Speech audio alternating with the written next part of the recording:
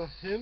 সম্মানিত দেশবাসী, আমি আগেও বলেছি প্রধান বিচারপতি জল্লাদের ভূমিকায় পুলিশ স্বীকার করেছে তারা নিজেরাই পেট্রোল বোমা মেরে মানুষ মেরেছে, সরকারকে টিকিয়ে রেখেছে।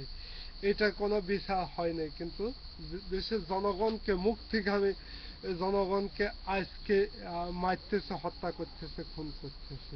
সম্মানিত দেশবাসী, আপনাদেরকে মনে রাখতে হবে, আপনারা অতীতের ইতিহাসের প্রতি লক্ষ্য করুন। আমাদের সেই দেশপ্রেমিক সূর্য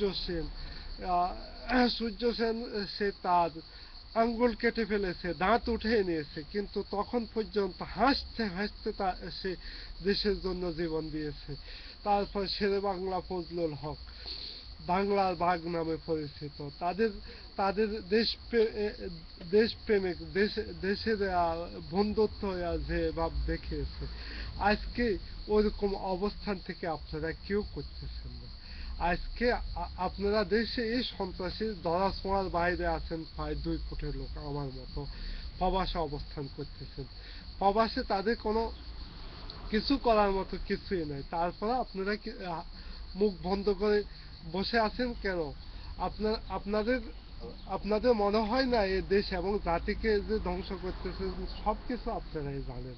তারপরে দেশের জনগণকে আপনারা আপনারা যেভাবে ইয়ে করতেছেন, সবকিছু জানেন, সবকিছু ইয়ে করতেছেন, তারপরে তো কিছু অবস্থান থেকে কিছুই বলতেছেন না।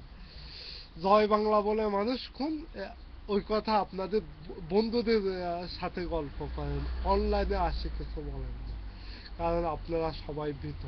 আপনারা আপনাদের নতুন প্রজন্মের জন্য কিছু ভাবেন না। এই বলে আজকের মতো বিদায় নিচ্ছি। খোদা হাফেজ।